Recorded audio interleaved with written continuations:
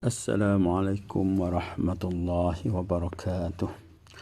Alhamdulillahi rabbil alamin, wassalatu wassalamu ala asyrafil anbiya'i wal mursalin wa ala alihi wa sahbihi ajma'in. Alhamdulillah, syukur kita bertemu lagi dalam bicara ilmu pada pagi ini. Dan bicara ilmu pada pagi ini saya akan membawakan tajuk iaitu membina hubungan yang baik.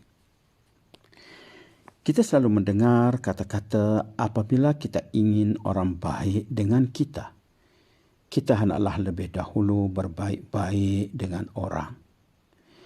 Apabila kita ingin dikasihi, kita hendaklah terlebih dahulu mengasihi orang lain. Apabila kita ingin dihormati, kita hendaklah terlebih dahulu menghormati orang lain. Apabila kita ingin dihargai, kita hendaklah terlebih dahulu menghargai orang lain. Dan hashtag kita, apa yang kita semai, itu yang kita akan tuai. Bertepatanlah dengan situasi yang disebutkan tadi. Justru bagi kita yang mengharapkan penghargaan orang lain, penghormatan orang lain, pertolongan orang lain, dan yang kita mengharapkan orang tidak melukai hati kita, maka terlebih dahulu kita berbuat sesuatu yang patut yang kita lakukan demi untuk menjaga keharmonian dalam hubungan komunikasi kita. Apabila kita semai persahabatan, insya-Allah kita akan jadi sahabat, dapat sahabat. Sebaliknya, jika kita semai pemusuhan, salah sangka, persepsi buruk, maka yang kita dapat ialah musuh. Kesemuanya kita yang perlu memulakan dahulu, bukan hanya menunggu ia datang dari orang lain. Contohnya, kita ingin sangat orang berbaik-baik dengan kita. Bagaimana ia boleh menjadi kenyataan sekiranya kita sentiasa tunjuk muka yang sombong, cakap yang menyendiri, cakap yang menyakit hati? Demikianlah orang akan hormat dan hargai kita apabila kita menghormati dan menghargai orang lain. Penghormatan dan penghargaan daripada orang lain bukan sesuatu yang boleh dipaksa-paksa. Jika paksa orang hormat kita atau hargai kita, bukannya orang bertambah hormat, sebaliknya orang akan menyampah dan silap-silap orang akan terus benci. Perkara ini bukan sahaja perlu diambil perhatian oleh guru biasa, ia lebih-lebih lagi patut diambil iktibar oleh pemimpin-pemimpin, para guru kanan, penolong kanan, PGB, pegawai DPPD dan sebagainya.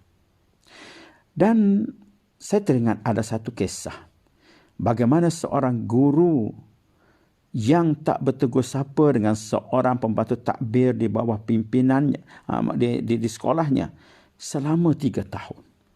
Puncanya hanya kerana 2 patah perkataan.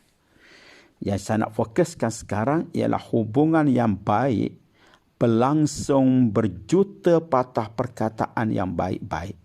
Tetapi hubungan yang tidak baik bakal retak disebabkan oleh 2 patah perkataan. Kes guru ini dengan kerana di pejabat hanya 2 patah perkataan. Apakah patah perkataan tersebut? Patah perkataan ala hutang. Cara sebut tu juga boleh membawa beza. Kalau kata ala hutang begitu aja, tapi ala hutang, kisahnya berlaku. Apabila si guru menghulurkan kutipan jurang kelas kepada kerani tersebut, kemudian untuk dimasuk dalam akaun sekolah, dalam keadaan lengan baju guru itu terselak, ini guru perempuan ya, dan menampakkan rantai tangan baru yang dipakainya. Rantai ini pun macam-macam. Apa sekarang ini? Rantai macam-macam jenis lah. Ya. Rantai tangan itu sememangnya baru saja dipakai. Ya. Baru saja dipakai, cantik. Rantai tupak dakak ke apa dipanggil sekarang ini. Ya. Rantai macam rantai motor pun ada pakai. Ya. Okey. Rantai lengan ini terselak, baju lengan baju terselak, maka nampak rantai itu. yang merupakan rantai itu adalah barang yang diidam-idamkan lama dah guru ni mengidamkan nak pakai yang itu. Maka hasil main kutu dengan beberapa orang guru di sekolah itu, maka dia dapat beli barang tersebut. Sebelum dia ke pejabat, berada di bilik guru, si guru itu begitu ceria menceritakan impiannya memiliki rantai tangan sekian lama telah menjadi kenyataan. Ya, kemudian disebut muncullah main kutu, kalau tidak tak mampulah kita beli harga belas ribu seperti ini contohnya. Ya, dengan keadaan gembira dan wajah yang ceria bercerita dengan kawan-kawan di bilik guru. Tiba-tiba dia kata nak pergi ke pejabat sekejap untuk menyerahkan duit tersebut. Apabila sampai di sana, ya, waktu dia serahkan duit tadi, apa kata kerani tersebut? Ya, boleh tengok lengan tersebut. Kan itu dengan keadaan, dengan dua patah perkataan tadi. Alah hutang. Dua perkataan itu saja. Alah hutang. Maka pada waktu itu wajah ceria bertukar terus menjadi duka hingga mengalirkan air mata yang membuak-buak. Hati bagaikan diremukkan dedalu disenggah sembilu. Okey, duit yuran ditinggalkan begitu saja di atas meja si kerani tersebut. Sejak peristiwa itu, si guru itu tidak lagi menjejakkan kaki ke pejabat dan tidak bertegur sapa dengan kerani tersebut. Demikianlah apa yang dikatakan. Kesimpulannya, sedikit peristiwa, sedikit perkataan, sedikit situasi dan sedikit cara bercakap yang boleh membawa pelbagai makna itu telah menjejaskan hubungan baik sehingga mereka berdua ini tidak bertegur sapa hampir 3 tahun. Tuan-tuan dan puan-puan yang dikasihi sekalian, memang betul lah untuk meruntuhkan sekejap saja, tapi untuk membina lama. Begitu juga satu ungkapan, kalau kita boleh panjangkan lagi aspek ini. Satu ungkapan yang saya tertarik iaitu, daripada satu hutan rimba, kita boleh menghasilkan jutaan batang mancis. Pokok-pokok di hutan rimba itu boleh menghasilkan jutaan batang mancis. Tetapi satu saja batang mancis yang terbakar mampu meranapkan berjuta-juta batang pokok di hutan. Mengambil perkara ini sebagai premis, kita harus sedar bahawa dalam kehidupan ini kadang-kala benda yang kecil-kecil boleh memusnahkan benda yang besar. Bayangkan, hubungan bertahun-tahun lamanya boleh diruntuhkan dengan hanya beberapa patah perkataan. Bayangkan, hubungan, katakanlah juga sebagai contoh yang lain, hubungan suami isteri 20-30 tahun, hidup berumah tangga satu bumbung, berpuluh juta dah patah perkataan.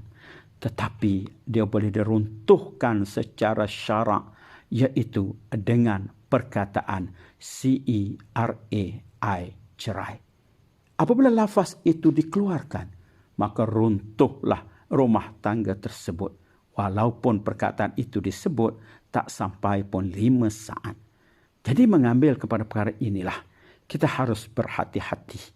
Ya, kadang-kala benda-benda yang kecil ini apabila kita masukkan di dalam hati kita, dia akan membara. Dia akan menjadi perasaan yang negatif. Dia akan menjadi duka cita. Dia akan menjadi tersinggung. Dia jadi terasa hati. Jadi kita adalah kebal dengan perkara-perkara ini. Dan kita cuba memaafkan orang. Contoh lain, orang hari-hari dia ajak kita pergi minum. Tiba-tiba hari itu saja nampak dia ajak orang lain. Kadang-kala bukan sengaja pun. Dia tengok kawan ini sibuk, maka dia tak ajak. Tetapi kawan ini satu hari tak boleh bekerja. Kecil hati kepada kawan dia.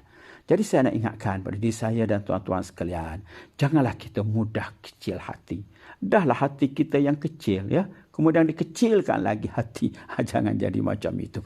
InsyaAllah, mudah-mudahan kita jaga perkara-perkara ini yang akan menjadikan kehidupan kita lebih harmoni dengan kawan-kawan kita, dengan sahabat andai kita. Apatah lagi dengan pasangan kita yang tidur sebantal dan hidup sebumbung, yang kita nak kekalkan keharmonian hingga ke akhir hayat. Sama-sama kita pandai menjaga perkataan, pandai menjaga tingkah laku, tak mudah tersinggung, tak mudah kecil hati. Mari kita mudah maafkan orang lain. Apa yang kita semai, itu yang kita akan tuai. InsyaAllah kita boleh mengubahnya dengan cara kita ubah diri kita. Selamat bertugas, selamat melaksanakan amanah, dan juga tak lupa selamat memperbanyakkan amal ibadat di awal bulan Zulhijjah, termasuk kita memperbanyakkan puasa-puasa sunat dan pada awal Zulhijjah sebelum menjelang hari raya haji ini. Sekian, Assalamualaikum warahmatullahi wabarakatuh.